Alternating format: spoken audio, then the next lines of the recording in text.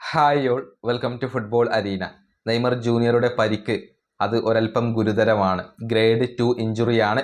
സൗഹൃദ മത്സരങ്ങൾ അദ്ദേഹത്തിന് നഷ്ടമാകും. വേൾഡ് കപ്പിലെ ആദ്യ മത്സരമായ മൊറോക്കോക്കെതിരെയുള്ള മത്സരത്തിലും നെയ്മർ ഉണ്ടാവില്ല. അതിനുശേഷം നെയ്മർ തിരിച്ചെത്തും എന്നാണ് ഇപ്പോൾ പ്രതീക്ഷിക്കപ്പെടുന്നത്. ഇതുമായി ബന്ധപ്പെട്ട ചില റിപ്പോർട്ടുകൾ പുറത്തേക്ക് വന്നിട്ടുണ്ട്. അതായത് നെയ്മറെ ഒഴിവാക്കുമോ എന്ന ചോദ്യം ഇപ്പോഴും പ്രസക്തമാണ്. ജൂൺ 12 വരെയാണ് നെയ്മർക്ക് സമയമുള്ളത്. അതിനു മുന്നേ നെയ്മർ തൻ്റെ പൂർണ്ണ ഫിറ്റ്നസ് വീണ്ടെടുക്കേണ്ടതുണ്ട്. അല്ലാത്ത പക്ഷം നെയ്മർ ജൂനിയറെ ഒഴിവാക്കാനുള്ള ഒരു സാധ്യത അവിടെയുണ്ട്. കാരണം വേൾഡ് കപ്പ് ടീമിൽ അവസാനമായിക്കൊണ്ട് മാറ്റം വരുത്താൻ സാധിക്കുക ജൂൺ 12 അതിനു മുന്നേ നെയ്മറുടെ കാര്യത്തിൽ ഒരു അന്തിമ തീരുമാനം CBF എടുത്തേക്കും. ഈ ഒരു പരിക്കിൽ നിന്ന് മുക്തനാവാൻ ആവശ്യമായ സമയം നെയ്മർക്കുണ്ട്. അതുകൊണ്ട് തന്നെ നെയ്മറെ ഒഴിവാക്കുന്ന കാര്യം ഇപ്പോൾ CBF പരിഗണിക്കുന്നില്ല. പക്ഷെ പരിക്ക് ഗുരുതരമായി കഴിഞ്ഞാൽ അത് നെയ്മറെ സംബന്ധിച്ചിടത്തോളം ബുദ്ധിമുട്ടുള്ള ഒരു കാര്യമായിരിക്കും. അങ്ങനെ വരികയാണെങ്കിൽ അഥവാ നെയ്മർ ജൂനിയർക്ക് പുറത്തു പോകേണ്ടി വരുന്ന ഒരു സാഹചര്യം ഉടലെടുത്താൽ രണ്ട് ഓപ്ഷനുകളാണ് ബ്രസീലിന്റെ മുന്നിൽ ഉള്ളത്.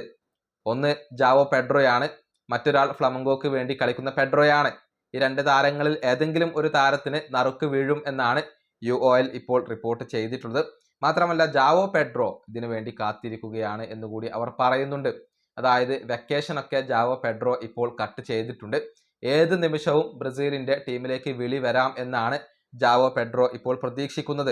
അതുകൊണ്ട് തന്നെ അദ്ദേഹം ഇപ്പോൾ ട്രെയിനിങ് നടത്തുകയാണ്. മാത്രമല്ല തൻ്റെ ഫിറ്റ്നസ് ഒക്കെ നിലനിർത്തുകയാണ്. വെക്കേഷൻ അദ്ദേഹം കട്ട് ചെയ്തിട്ടുണ്ട്. ഒരുപക്ഷെ ബ്രസീലിയൻ ദേശീയ ടീമിലേക്ക് താൻ തിരഞ്ഞെടുക്കപ്പെട്ടേക്കാം എന്നുള്ള ഒരു പ്രതീക്ഷയിലാണ് അദ്ദേഹം ഉള്ളത്.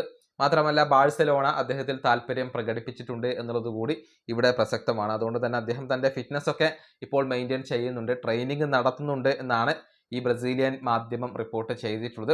നെയ്മർ പുറത്ത് പോവുകയാണെങ്കിൽ മിക്കവാറും പകരം ജാവോ പെഡ്രോ ആയിരിക്കും വരിക. അതല്ലെങ്കിൽ ഫ്ലമംഗോയുടെ പെഡ്രോക്ക് നറുക്ക് വീഴാൻ സാധ്യതയുണ്ട്.